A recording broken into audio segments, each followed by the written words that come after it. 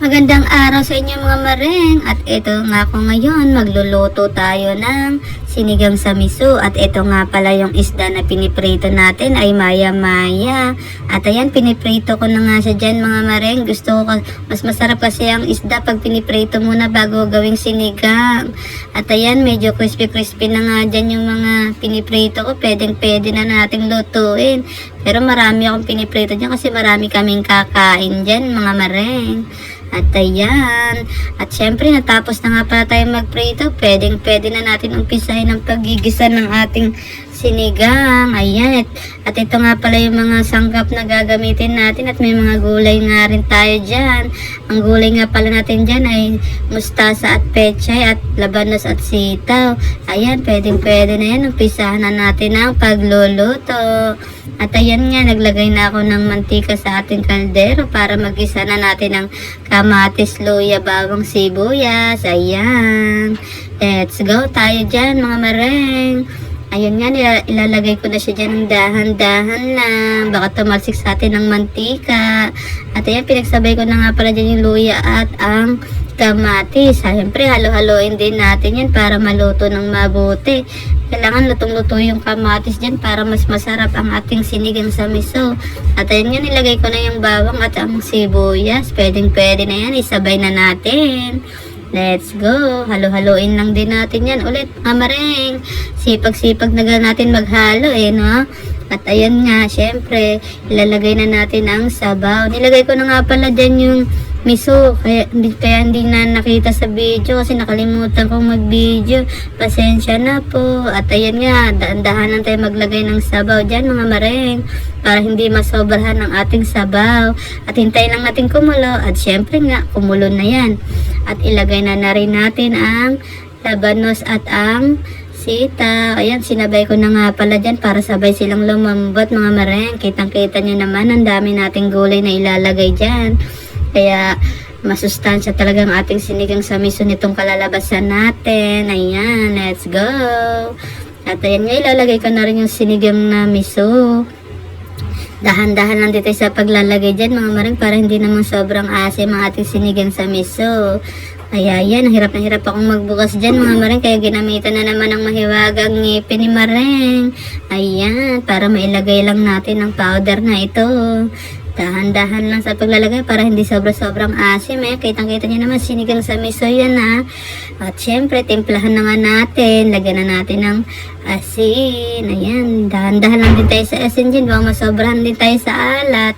Mahirap na. Kaya yan, tansya-tansya lang ang paglalagay dyan mga mareng. Siyempre, lagyan na rin natin ng paminta para yung lasa niya talagang manot-not sa ating sinigang sa miso. At yun nga, naglagay na rin ako dyan ng bechin. Dahan-dahan lang din sa bechin. Baka mahilo sila. Charot. At ayan nga, kitang-kita nyo naman ang ating sabaw. Sarap. Sabaw pa lang, ulam na. Let's go. At ayan nga, nguya-nguya pa ako dyan dahil nga may food trip sa loob at kumain ako. Ayan, kumukulong-kulo na talaga siya. Sobrang usok niya sa sobrang kulo. At ayan, susunod ko na nga rin pala dyan ilagay ang ating isdang pinirito para lumasa na sa ating sabaw. Ayan, dahan-dahan lang, baka mahulog sa iba. Ay, charot. Ayan, dahan-dahan lang tayo ng paglalagay dyan ng mga isda. Ayan, ang dami nga pala niyang isda kasi marami kaming kakain yan mga mareng. Let's go. Ayan, halo-haloin lang din natin yan. Tapos pakuluin lang natin ng konti. Tapos pwedeng-pwede na. Isusunod na rin natin dyan maya-maya ang mga gulay. Ayan, kitang-kita nyo naman ulam na talaga. Sarap-sarap na naman kumain ito. At syempre, ayan, malapit na siya. Isusunod na rin natin dyan yung mga ating gulay, mga dahon-dahon.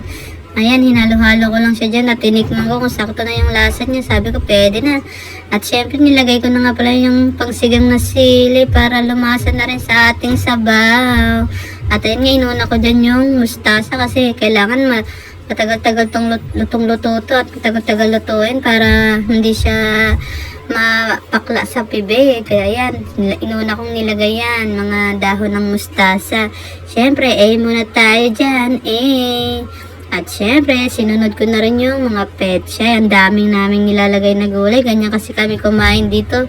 Laging marami yung gulay kasi yung mga kasama ko, mahilig talaga sila sa mga dahon-dahon. Gusto nila yung pak na pak talaga sa gulay, no? Para healthy pa din ang ating niluluto. Pero healthy naman tong sinigang sa miso dahil nga isda naman yan. At ayan nga, natapos na akong magluto dyan mga maring. Kitang-kita nyo naman, kulong-kulo na siya. Sarap-sarap na naman kumain. Only rice na naman ang pamilya na to.